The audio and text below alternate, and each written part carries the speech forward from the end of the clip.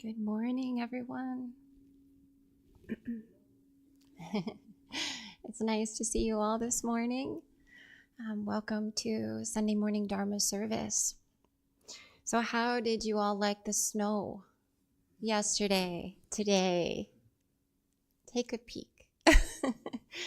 Were you surprised? Disappointed? Yeah.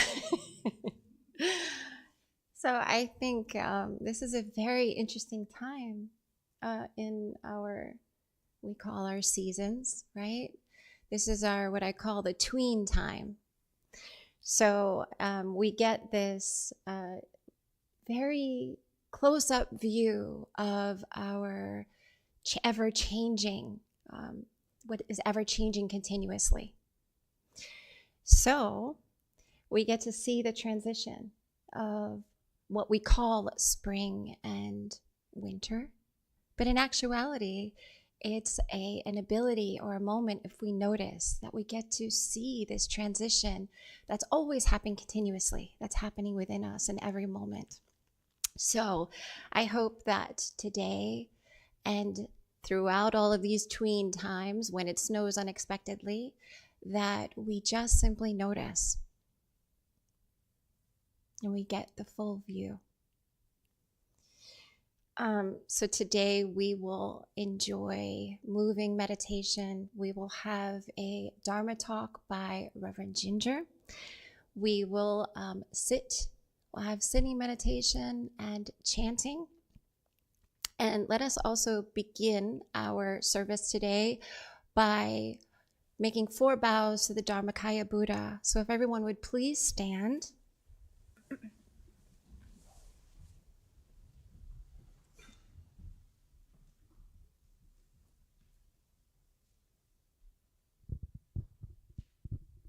So please bring your palms together in front of your chest. And we are going to make 4 standing bows to Ilwansang, our Dharmakaya Buddha. So we bow in gratitude to the grace of heaven and earth, honoring the infinite beneficence of nature and the universe.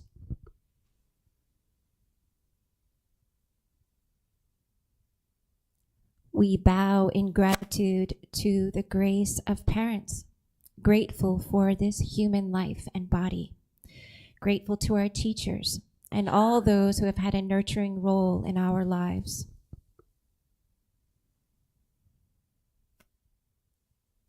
We bow in gratitude to the grace of fellow beings, recognizing the truth of interconnectedness.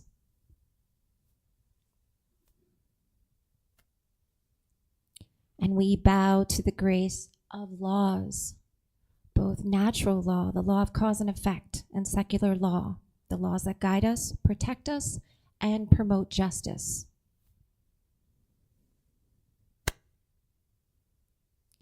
Please take a moment to bow to your and say good morning to your, with your beautiful smile, to your neighbor Buddhas next to you.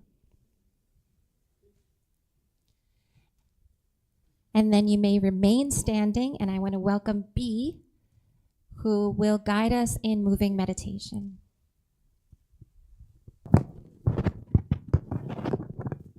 Good morning, everyone.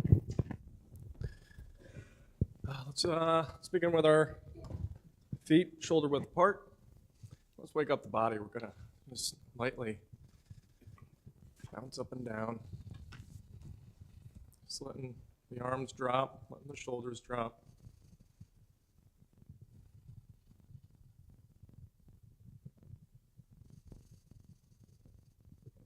Breathing in, exhaling. Hum a little bit on the exhale.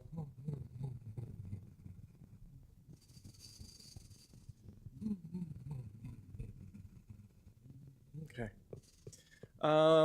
Let's start. Do a little bit of just kind of stretching. We'll stretch out the back. Nice easy turns. Tapping with our palms in the backs of our hands and the kidneys. Wake up the kidneys. They do so much work for us. Come up with the arms and tap the chest a little bit.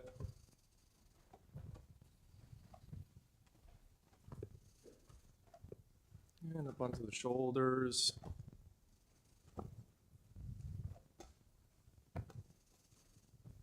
And moving back down.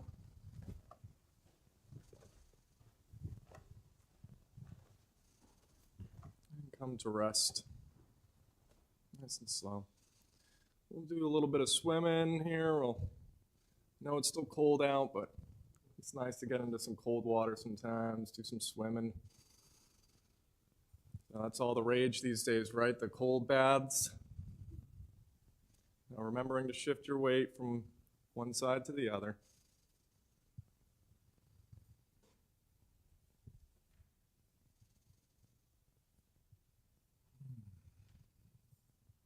And we'll do the backstroke.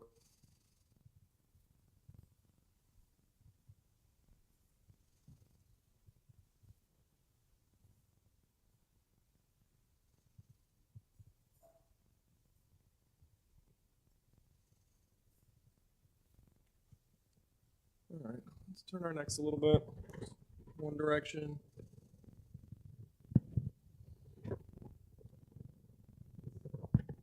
In the other direction.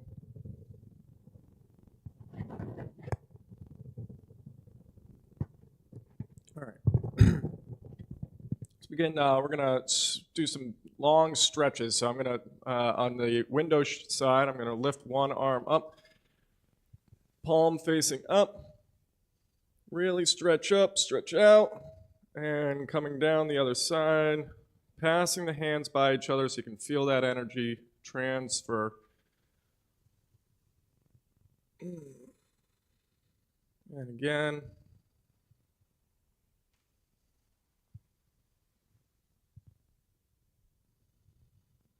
Do a few of these.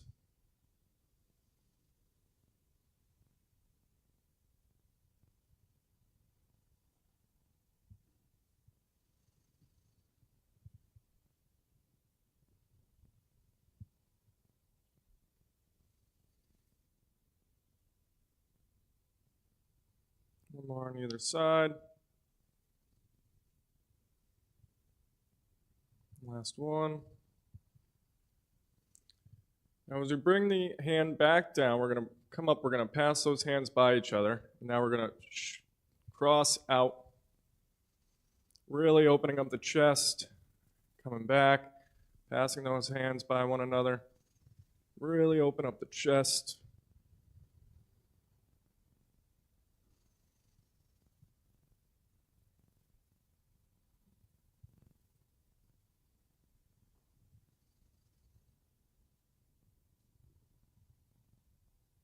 One more on either side.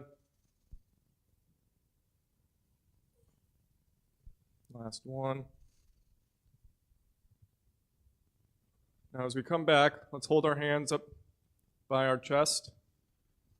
We'll hold there for a moment. Really recognize the feeling between the hands.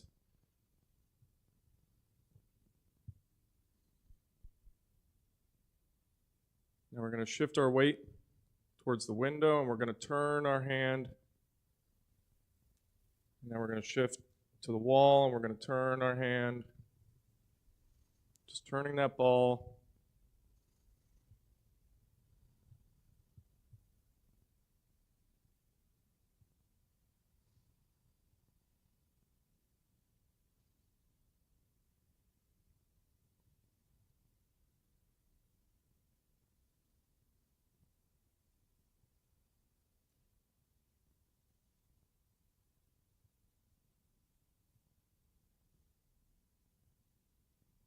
Okay, let's come to center. We're going to do one other exercise here. I'm going to ask you to step out, foot on window side. Doesn't have to be too far. All right, we're going to hold. So imagine there's a stick between your palms. Okay, we're going to hold that stick. Now we're going to rub that stick down our leg. Feel that nice stretch, and a nice circular motion.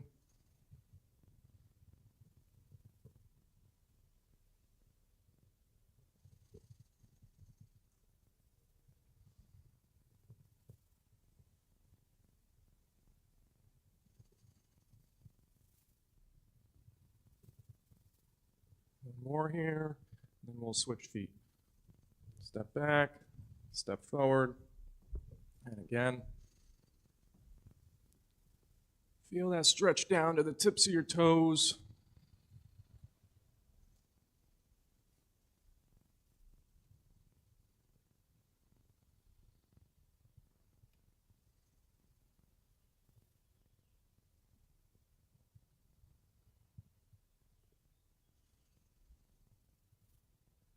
One more.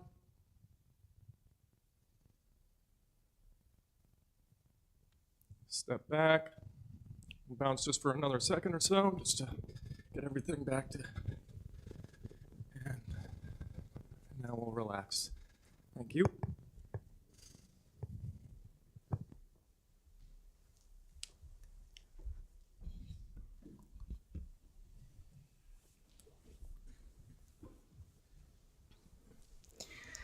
Take a moment to find a comfortable position and prepare your body for seated meditation. And Jeff will guide us in the method of sitting meditation.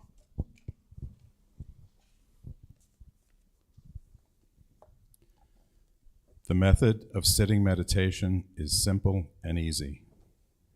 Sit comfortably on the floor or in a chair.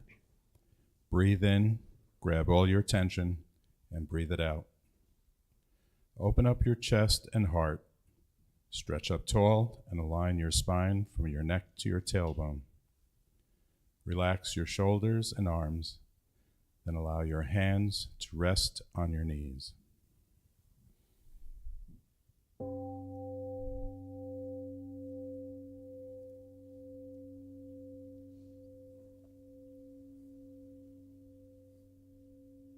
Bring your attention to your breath. As you exhale, release all mental and physical tension. Invite your attention to abide in your chi energy field, which is called Danjan.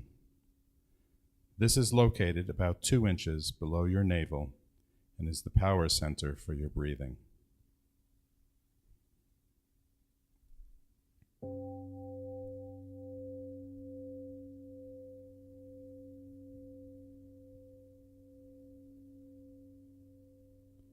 Open your eyes and gaze downward over the end of your nose and to the floor. Keep your mouth closed and allow the tip of your tongue to rest gently against the roof of your mouth. When your mind is concentrated and calm, pure and clear saliva may gather in your mouth. You may swallow it. Relax your facial muscles and notice your gentle smile.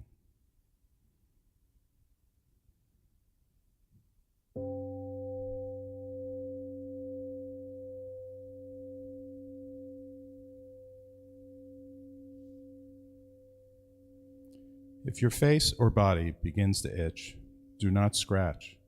This is just a sign energy circulating in your body. Simply note the itching and let it pass. Legs ache unbearably, you may change position very slowly and quietly so you maintain a calm stillness and do not interrupt others.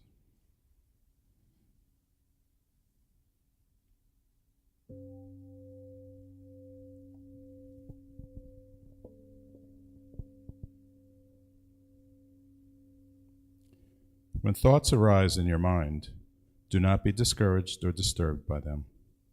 Simply focus on your breathing without reacting to or playing with those thoughts.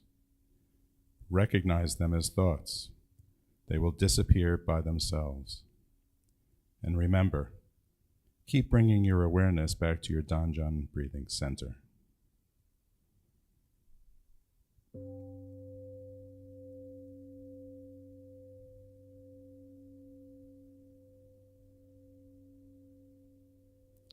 If you continue practicing meditation for a long period of time, you will rest in the realm of samadhi, deep meditation in which the mind is calm, concentrated, perfectly focused, and at peace, with no distinction between self and others, time and place.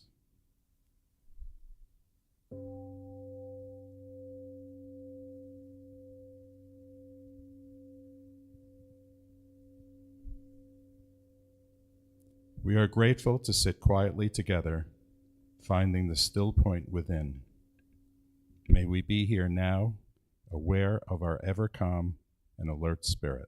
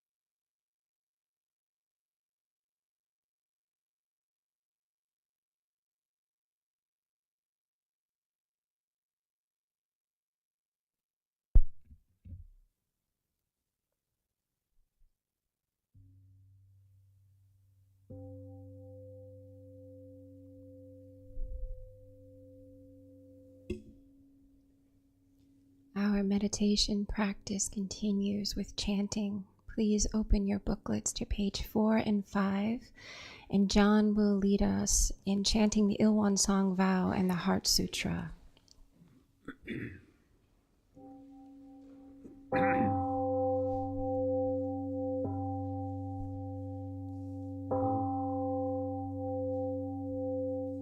One song vow. Ilwan is the realm of samadhi beyond words and speech, the gateway of birth and death, transcending being and non-being, the origin of heaven and earth, parents, fellow beings and laws, the true nature of all Buddhas, enlightened masters, unenlightened people, and sentient beings.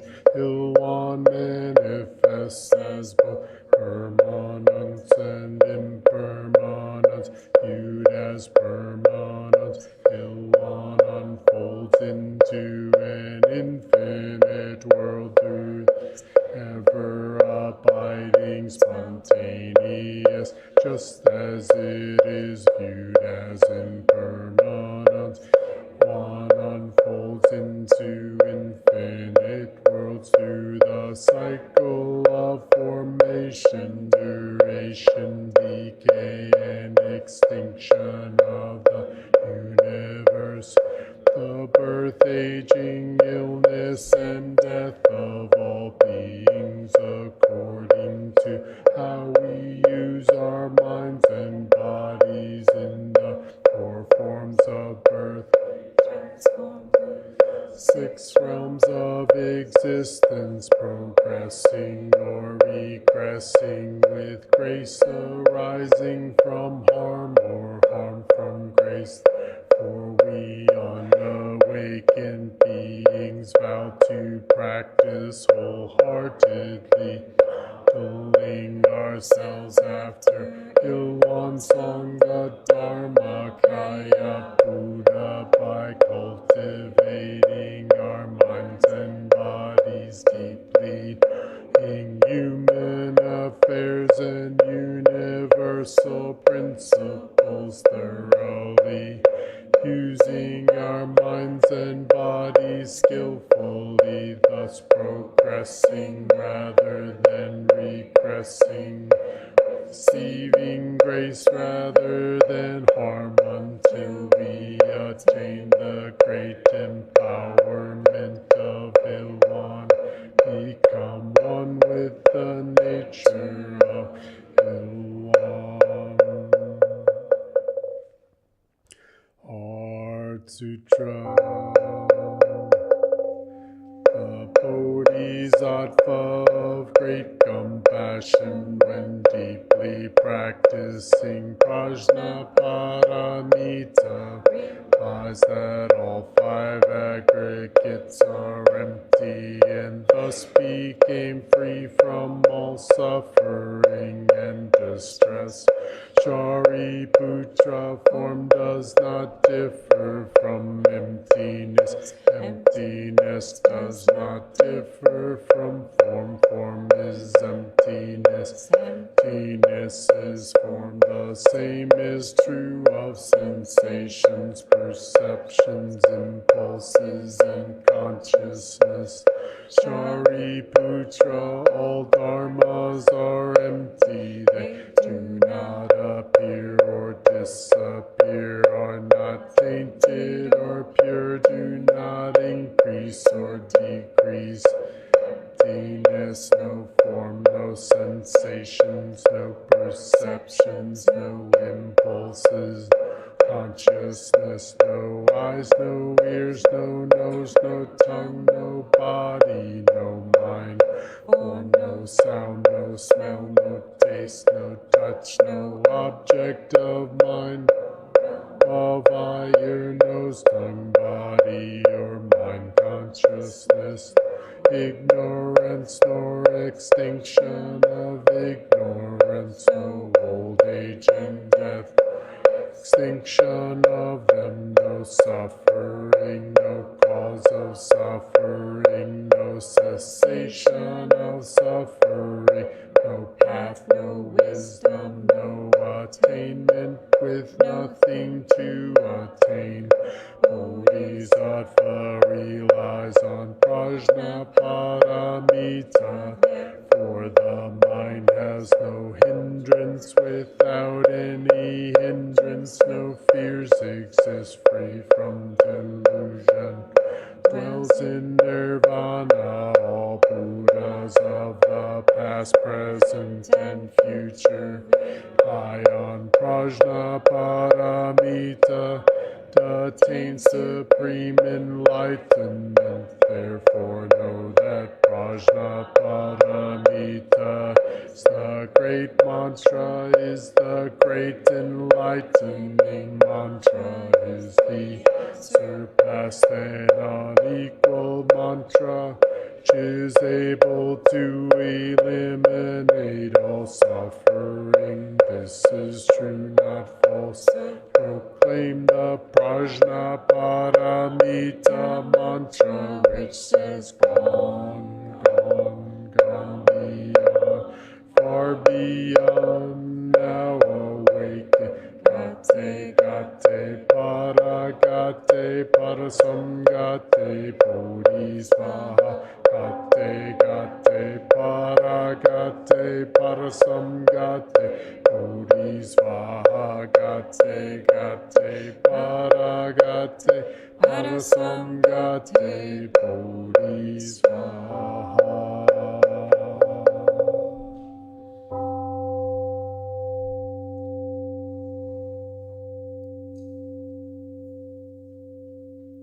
Take in a breath and reach your arms all the way up to big stretch. Breathing in and breathing out. Let's do that one more time. Breathing in. Stretch up a little higher and breathe out. Take a moment to rub your neck on one side and the other side. And twist at the waist, one direction and the other direction.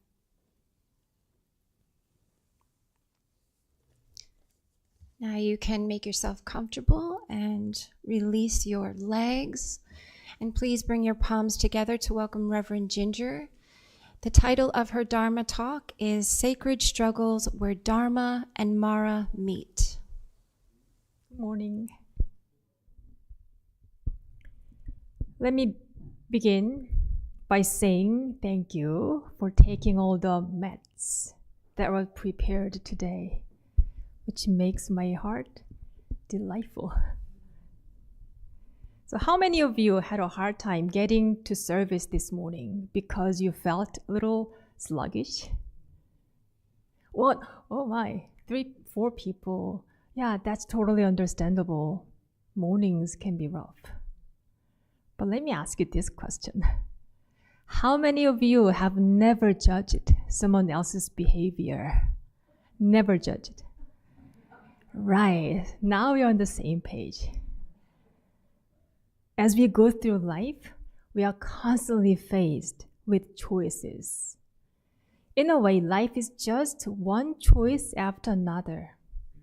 Where we are today is the result of all the decisions we've made. Some we feel good about, and others we might wish we could take back. So it's clear making wise choices is key to having a meaningful life. Now let's zoom in on that precise moment when a choice is made. If we pause and pay close attention, we'll notice something powerful.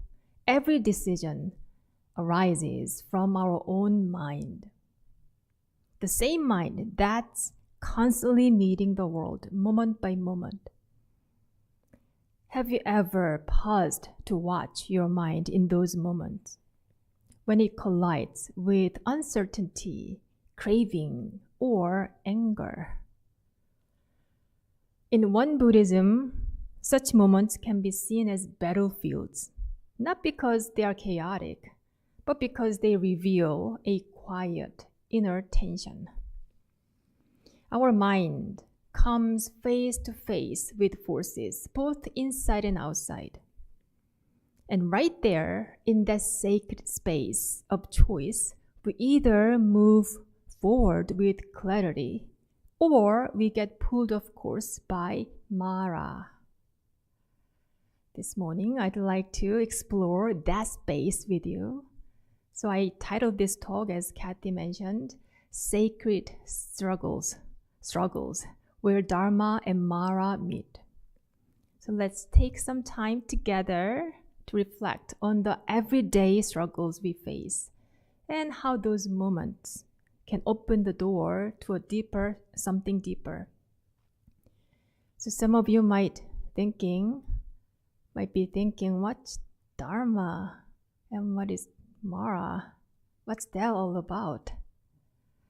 Especially if you're new to one Buddhism, these terms can sound a little unfamiliar. But in fact, this is a great place to begin, because the first step is learning how to tell them apart. So let's start with Dharma. You already heard this word this morning at least. We call this weekly gathering our Sunday Dharma service. And I often greet you by saying, "Dear Dharma friends." So what does actually Dharma mean? In its broadest sense, Dharma refers to what is right, appropriate, and truly beneficial. At its core, Dharma is synonymous with truth, the unseen force that governs the universe. This is why the teachings of enlightened people are often called Dharma words. They resonate with this deep universal truth. But Dharma isn't just something outside of us. It can also arise from within, in the noble aspirations we carry in our hearts, our love of learning, and our desire to grow. It also includes the people who support our growth. That's why we call each other Dharma friends. So what would Dharma look like in daily life? For someone like Sai, preparing for an exam, it might be a quiet study space, the discipline to stay focused, or the motivation to keep going. For an office worker, it might mean setting clear priorities at the start of the day and staying committed to them, even while navigating unexpected tasks. And for spiritual practitioners like us, Dharma is whatever deepens our practice and brings us closer to awakening. In other words, Dharma is anything that helps us moving forward toward a better state than where we are now. Once we get a sense of what Dharma is, Mara becomes easier to recognize. It's simply the opposite. Mara is anything that blocks our growth. It distracts us, pulls us off course, or clouds our mind just when we are trying to stay centered.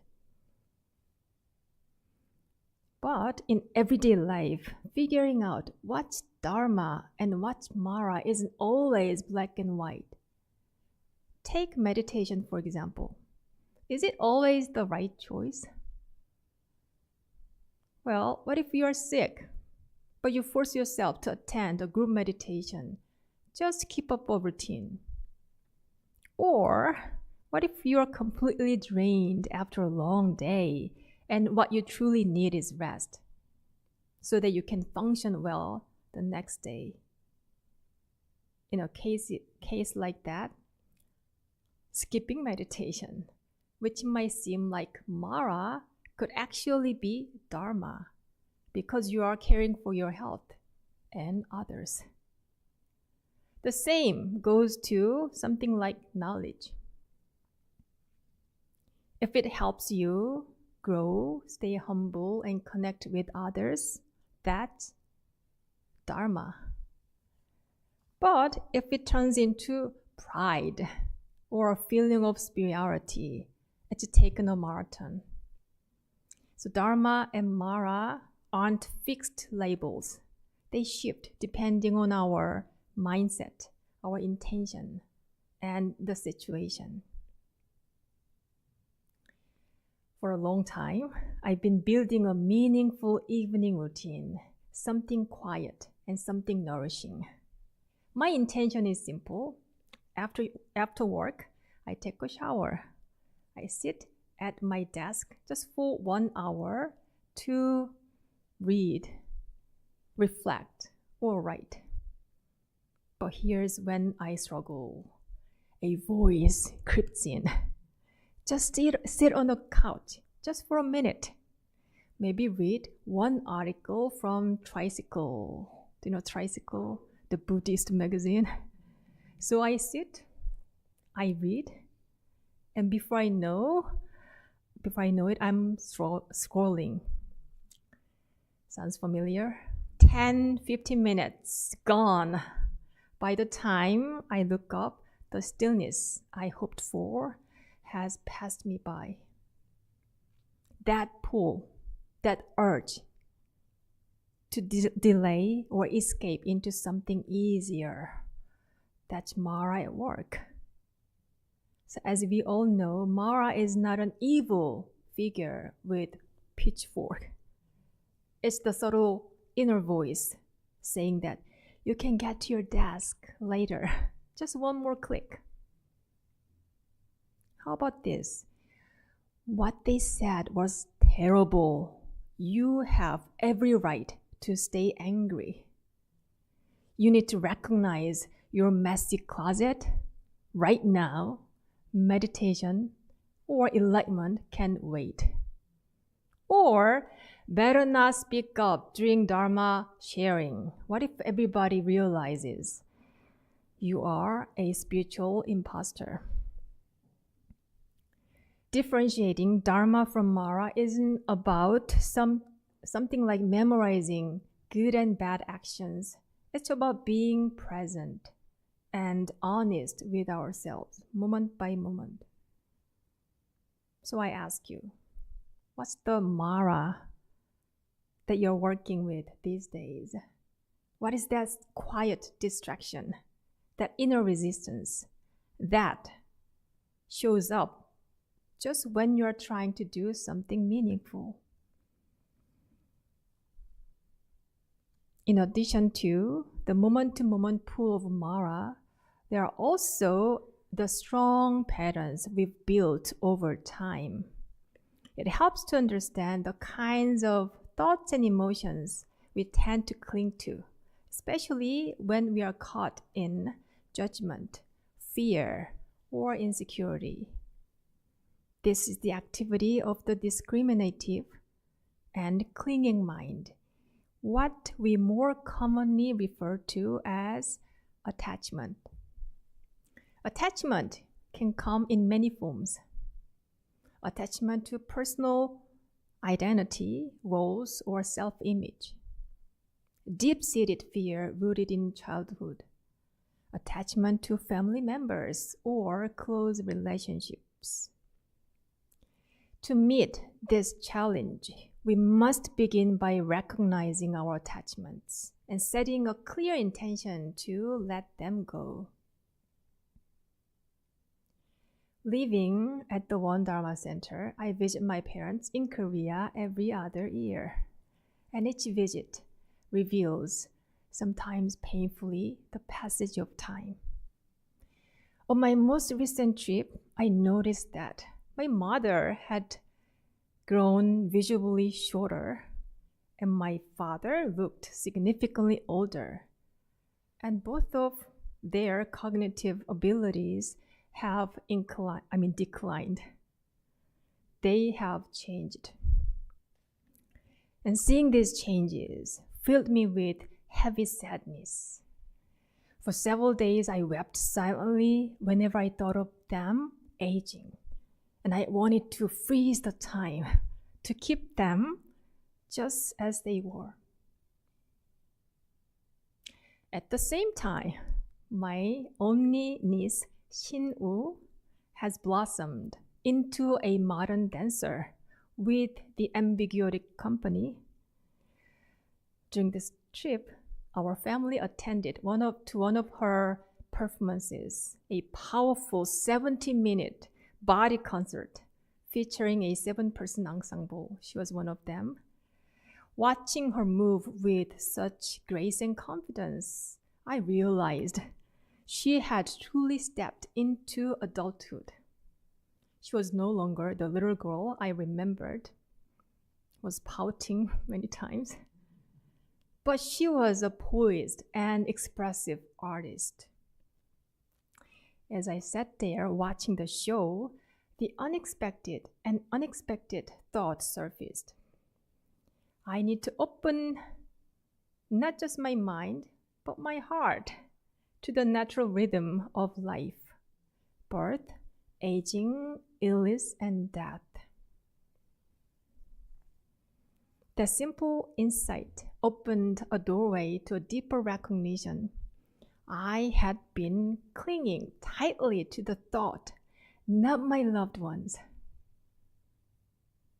This awareness helped me begin to release my attachment to my parents' aging, and along with it, the futile longing to hold back time. Some thoughts are not just passing. They are the quiet, persistent forces that shape our choices, distract us from the present, and obscure our clarity. In the context of spiritual practice, they act as Mara, pulling us off center before we even notice. So becoming aware of our attachment is essential.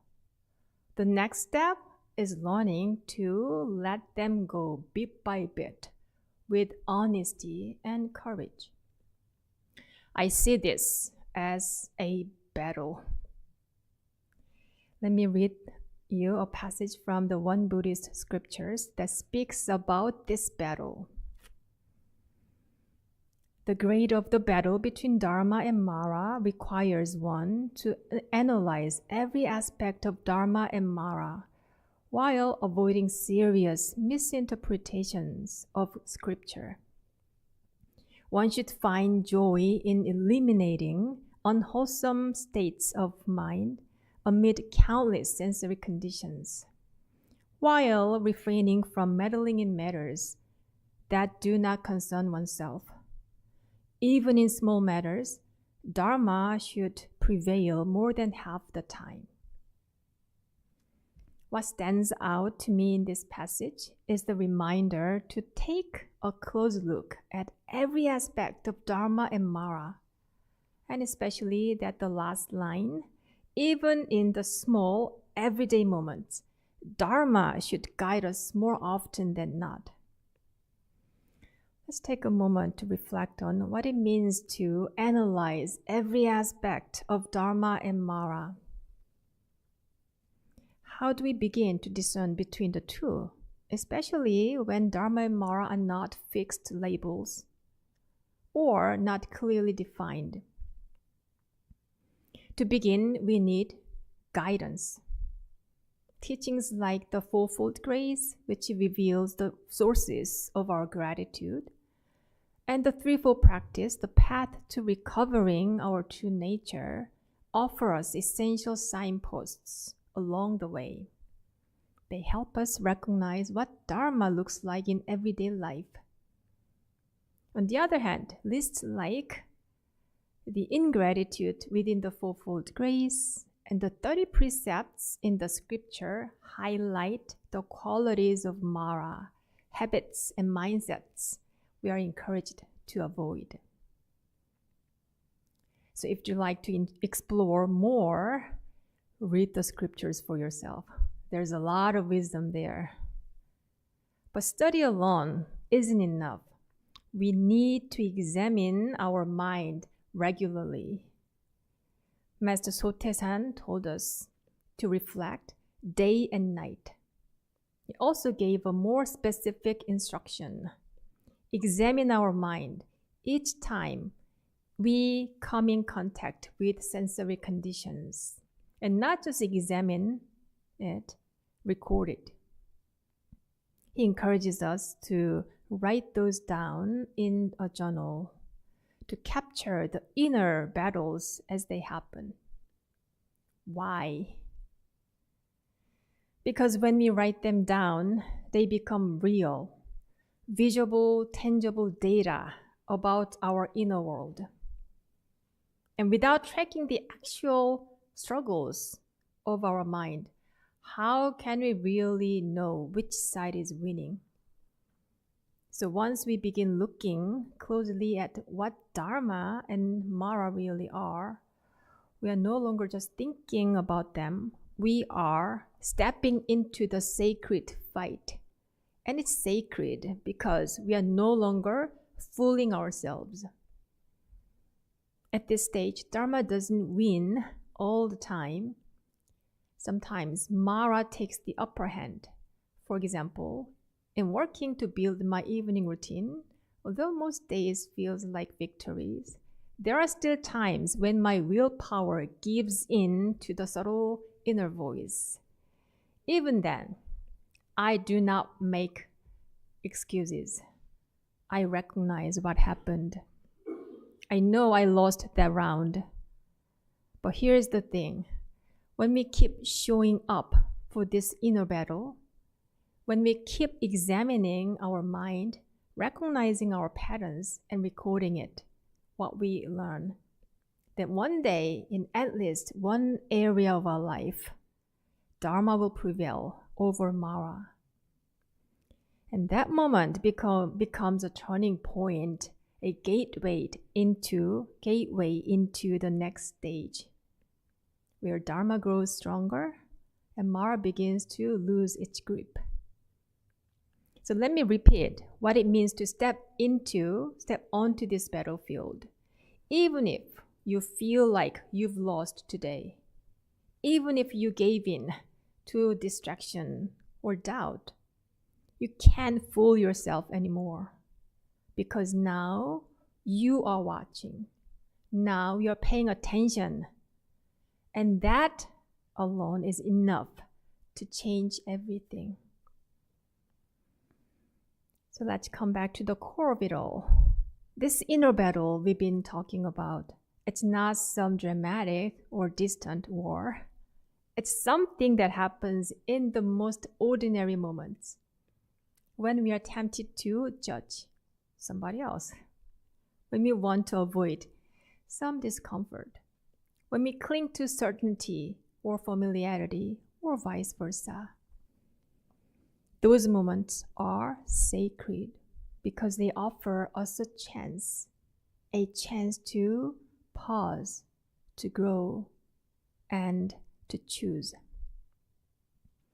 Master Taesan described this inner battle as 심리 공부, a deep inner study of mind. It's a profoundly personal practice, one that only I can undertake. It calls us to look inward, to examine the hidden layers of our heart, and to take full responsibility for that inner work. So let me leave you with this question. Who can be actually engaging in this battle between Dharma and Mara? It's not just anyone. This kind of inner struggle only happens when someone truly cares. You don't take an exam unless you're aiming for something, right?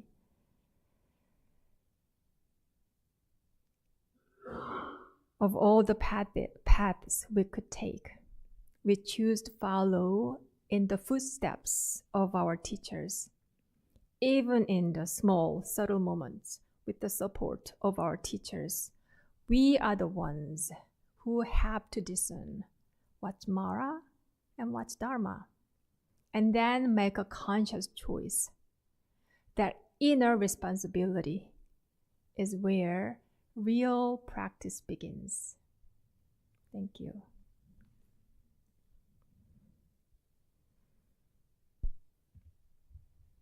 Thank you, Reverend Ginger. So everyone ready to step into the sacred fight? I really enjoyed when Ginger said, being present and honest with ourselves moment by moment. So can we please open up our booklets to page 6? For more teaching, Patty will lead us in reading the essential dharmas of daily practice. The essential dharmas of daily practice. 1. The mind is originally free from disturbance, but disturbances arise in response to sensory conditions. Let us restore the equanimity of our true nature by letting go of disturbances. 2. The mind is originally free from delusion, but delusions arise in response to sensory conditions. Let us restore the wisdom of our true nature by letting go of delusions. 3. The mind is originally free from wrongdoing, but wrongdoings arise in response to sensory conditions. Let us restore the precepts of our true nature by letting go of wrongdoings. 4. Let us replace disbelief, greed, laziness, and ignorance with belief, zeal, questioning, and dedication. 5. Let us turn resentment into gratitude. 6.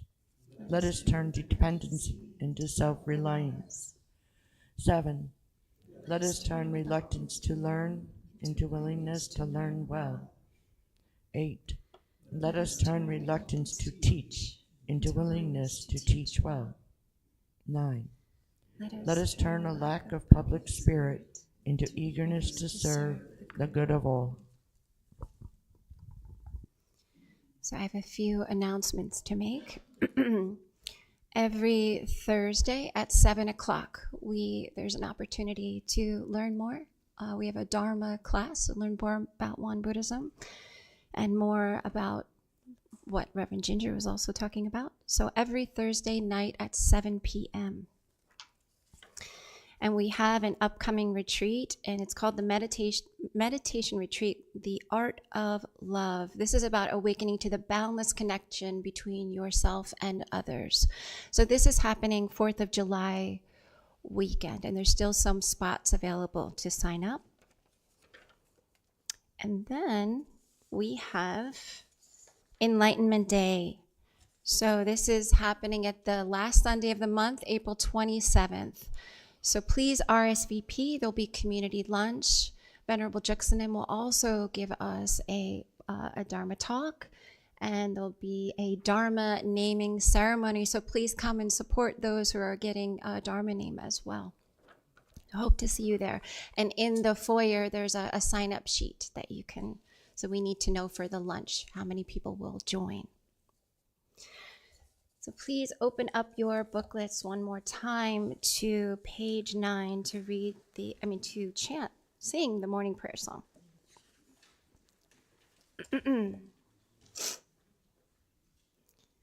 Dharmakaya Buddha, fourfold grace, I begin a new day in your presence. Today, full of health and with peace of mind, may I walk along the path of the Buddha. Dharmakaya Buddha, fourfold grace, I begin a new day with your grace. Today, gratefully and with gentle words, may I live in harmony with all those I meet. Dharmakaya Buddha.